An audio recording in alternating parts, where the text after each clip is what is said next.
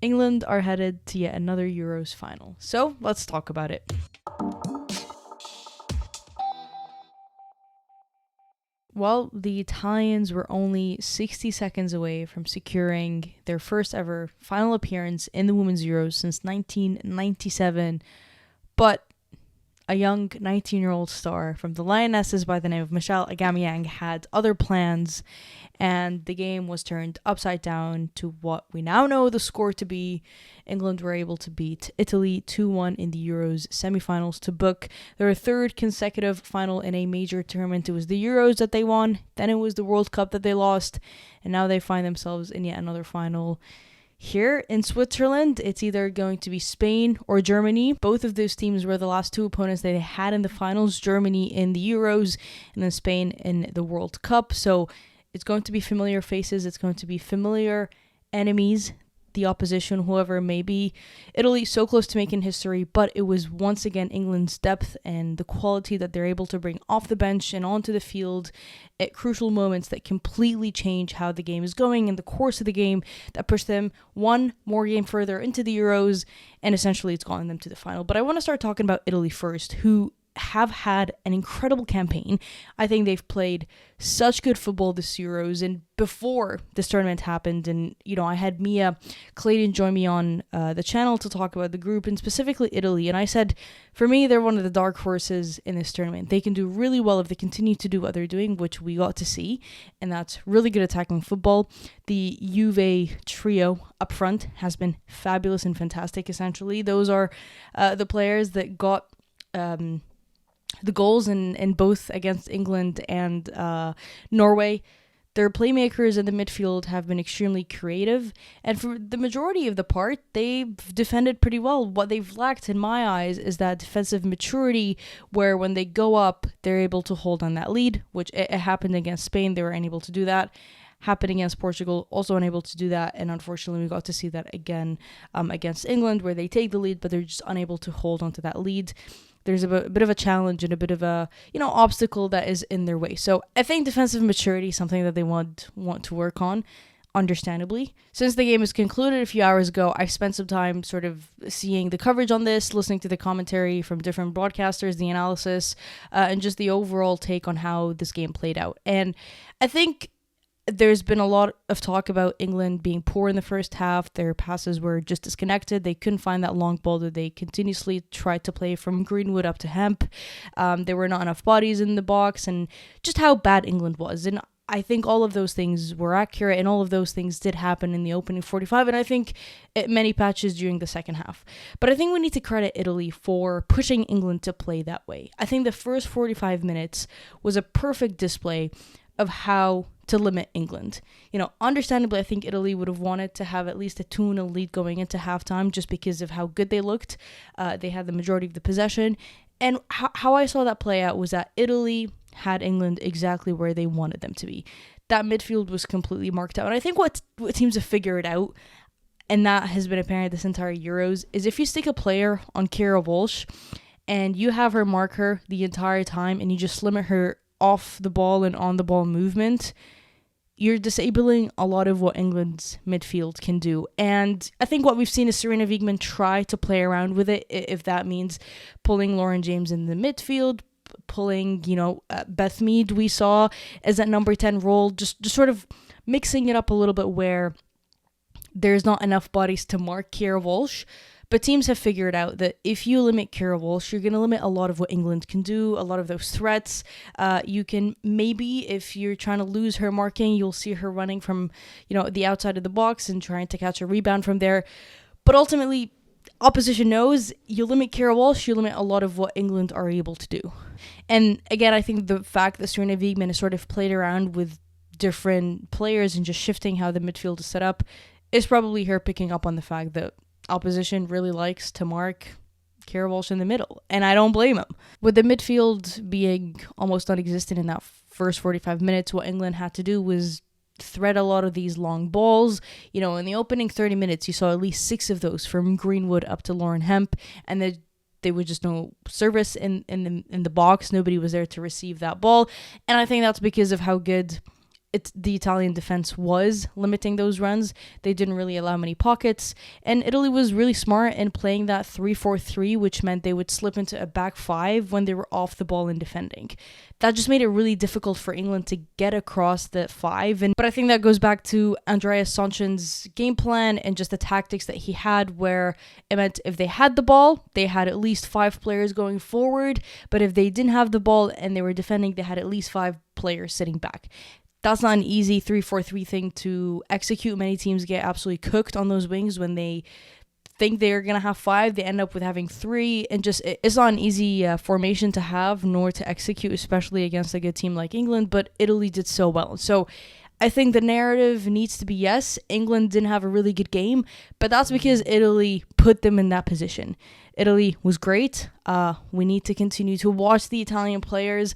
Almost all the players in that squad and on the pitch across the night play in the Italian league. So if you don't watch it, I think this is a good time to start watching. There's some really great football there. I think you get to see it sometimes in the Champions League. The Italian league is also set up in a different way, where there's playoffs. It's just a different setup to your usual Spanish and English leagues and even the From Bundesliga. So it's a different setup. It's fun, and I would advise everybody here who watched that game to go watch it. So I think Italy had a perfect blend of players. They had great tactics coming into it. Eventually, it was that defending maturity that they just didn't have. And I think a penalty that has some calls for me personally, and I'm no referee, nor am I a VAR assistant, I think it was a little bit of soft penalty. I think when you're at that stage of the game, players are going to be pushing and cushioning and tushing in that box, and they're going to have their hands wrapped around each other, as intimate as that might sound. So, I think there was pushing from both players. I think there was pulling from both players. It didn't even get reviewed, so it's hard to argue with a play that didn't even get reviewed. But for me, I think that's a bit of a soft penalty. But I think that's not why England won. I don't think that's why we got to see England book their ticket to the final. Why we got to see England do what they did is because they have a 19-year-old player who's a wild card. And I actually dismiss all of these talks saying that Michelle Aubameyang should start. I don't think she's a player that should start. I think she's a player that's been utilized perfectly. When you limit her minutes, and obviously we've seen her play more minutes now that she's pushed both games to extra time, but there's very little for opposition to analyze about her. She's only sitting at 4 caps with this English senior team. She hasn't played a ton when it comes to the senior stage against big opposition, so there's very little to analyze. But what you get to see from her, she's very, very good aerially. She's very physically strong, and you can see that in her shots, and she's in the right time, in the right position all the time, which is exactly the case in the last 2 goals that she did score. So we need to give it up to, that youth. It's always a teenager that's sort of switching up the narratives. Not too long ago, it was Selma Paralola, who her own self was a 19-year-old. Now it's Michelle Aubameyang. And so I think it's how Serena Wiegmann has played her substitutes. Earlier was the Toon and Chloe Kelly. Now it's the Aubameyang and Chloe Kelly. Obviously, we got to see some defensive changes of Esme Morgan slotting in instead of Carter. I don't think it was as strong as I think Wiegmann would have hoped. There was a few bits and pieces of confusion and just disconnect between Greenwood and Morgan. They'd often switch their positions even from the fullback to the center back, and I think that was just a way of figuring out who could put in the right service up front, and eventually obviously with the changes of Beth Mead and just how the substitutes came in, they settled in a little bit more. So in terms of defensive questions, there's still inconsistencies, and I think there's still a lot to expose if you're Spain or Germany that's going to face England in the final. Whoever it is that's going to face England in the final, you want to be making your most perfect football up to you're back in the locker room after celebrating. You cannot become complacent. You cannot get comfortable. I think arguably it was some of the substitutions with Italy that maybe they had to do earlier with Girelli. Obviously, it looked like it was a hamstring. She came off crying, so they had to change up sort of their captain, basically, and how they press. And, could have they had chances there? Tough to say. Italy had their own chances in the second half to sort of end the game, and they didn't. And so I'm sure they'll be frustrated there. But what we got to learn here is Italy is a great team. that's got so much potential. They've got a great coach who's getting the most out of them, that's figured a way to get their attacking going.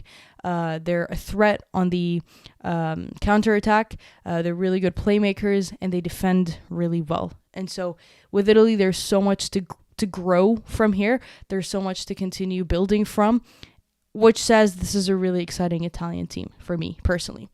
With England, they're still not the best team in any of the games they've been in. You know, really, when you look at the stats and the numbers and the minutes, they've been down and they've been behind and they've trailed more in the knockout rounds that they've led the games. And so I think that tells you the story of all you need to know.